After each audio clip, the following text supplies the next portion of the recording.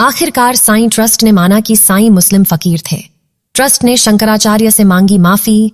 साईं मामले में ज्योतिष एवं द्वारका पीठ के शंकराचार्य स्वामी स्वरूपानंद सरस्वती के खिलाफ सुप्रीम कोर्ट में रिट दायर करने वाले मुंबई साईं धाम चैरिटेबल ट्रस्ट के प्रमुख रमेश जोशी ने मीडिया के समक्ष माफी मांगी है।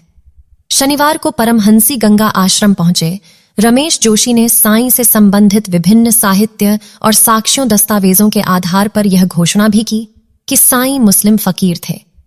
इस दावे के बाद अब मंदिरों को साईं की मूर्ति को बाहर फेंकना ही चाहिए, क्योंकि हमारे महान देवताओं के मध्य एक मांसाहारी मुस्लिम फकीर का कोई कार्य नहीं।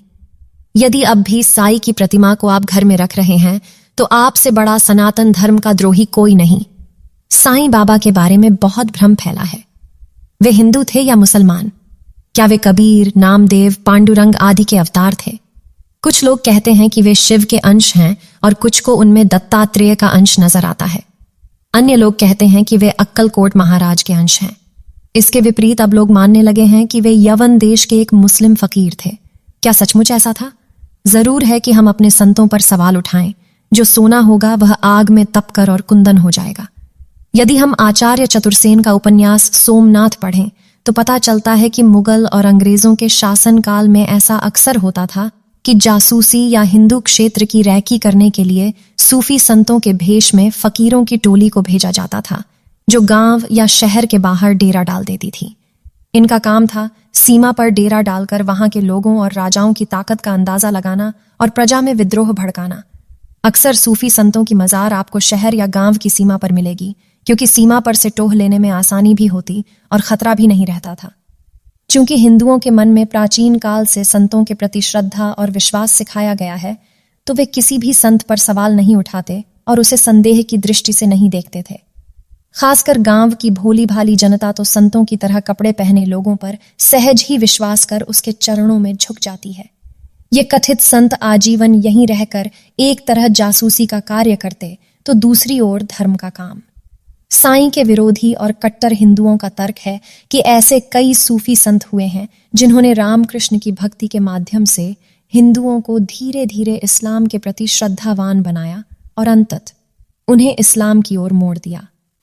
आज भी ऐसे कई संत सक्रिय हैं। साईं बाबा भी इसी साजिश का एक हिस्सा है। साईं के बारे में ऐसे लोगों का तर्क है कि साईं अपना ज्यादातर वक्त मुस्लिम फकीरों के संग बिताते थे। वे कुछ महीनों तक अजमेर में भी रहे थे।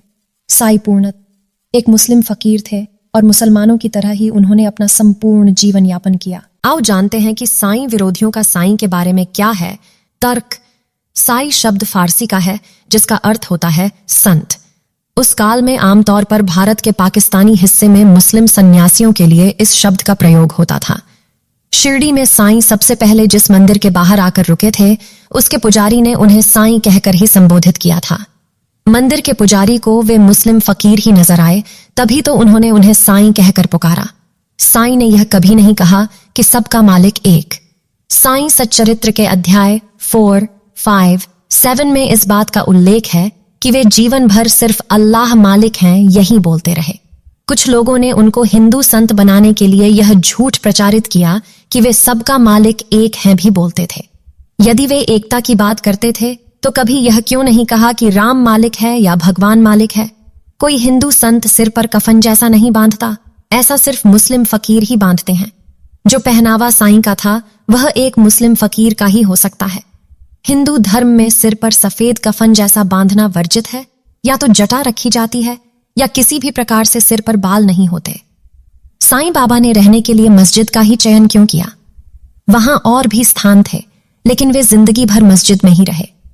मस्जिद के अलावा भी तो शिरडी में कई और स्थान थे जहां वे रह सकते थे। मस्जिद ही क्यों? भले ही मंदिर में न रहते तो नियम के वृक्ष के नीचे एक कुटिया ही बना लेते। उनके भक्त तो इसमें उनकी मदद कर ही देते। साईं सच्चरित्र के अनुसार साईं बाबा पूजा पाठ, ध्यान, प्राणायाम और योग के बारे में लोगों से कहते थे कि इसे करने की कोई जरूरत नहीं है। उनके इस प्रवचन से पता चलता है कि वे हिंदू धर्म विरोधी थे। साईं बाबा का मिशन था लोगों में एकेश्वरवाद के प्रति विश्वास पैदा करना, उन्हें कर्मकांड, ज्योतिष आदि से दूर रखना। मस्जिद से बर्तन मंगवाकर वे मौलवी से फातिहा पढ़ने के लिए कहते थे। इसके बाद ही भोजन की शुरुआत होती थी। उन्होंने कभी भी मस्जिद में गीता पाठ नहीं करवाया या भोजन कराने के पूर्व श्री गणेश करो, ऐसा भी नहीं कहा। यदि वे हिंदू मुस्लिम एकता की बात करते थे तो फिर दोनों ही धर्मों का सम्मान करना चाहिए था। साईं को सभी यवन मानते थे। वे हिंदुस्तान के नहीं, अफगानिस्तान के थे, इसीलिए लोग उन्हें यवन का मुसलमान कहते थे। उनकी कदकाठी और डील डॉल यवनी ही था। साईं सच्चरित्र के अनुसार एक बार साईं ने इसका जिक्र भी किया था। जो भी लोग उनसे मिलने जाते थे उन्हें मुस्लिम फकीर ही मानते थे, लेकिन उनके सिर पर लगे चंदन को देखकर लोग भ्रमित हो जाते थे। बाबा कोई धूनी नहीं रमाते थे जैसा कि नाथ पंथ के लोग करते हैं। ठंड से बचने के लिए बाबा एक स्थान पर लड़की इकट्ठी करके आग जलाते थे। उनके इस आग जलाने को लोगों ने धूनी रमाना समझा।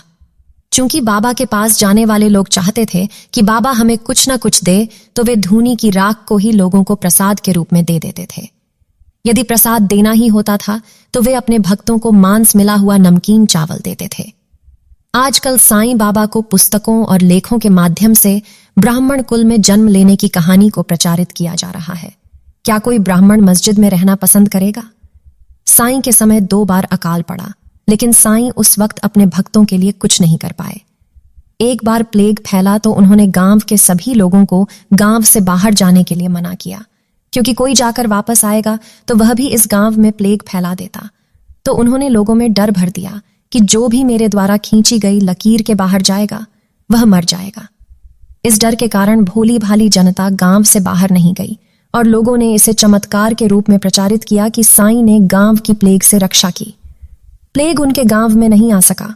साईं के पास कई ऐसे लोग आते जाते थे जो उन्हें बाहर की दुनिया का हालचाल बता देते थे।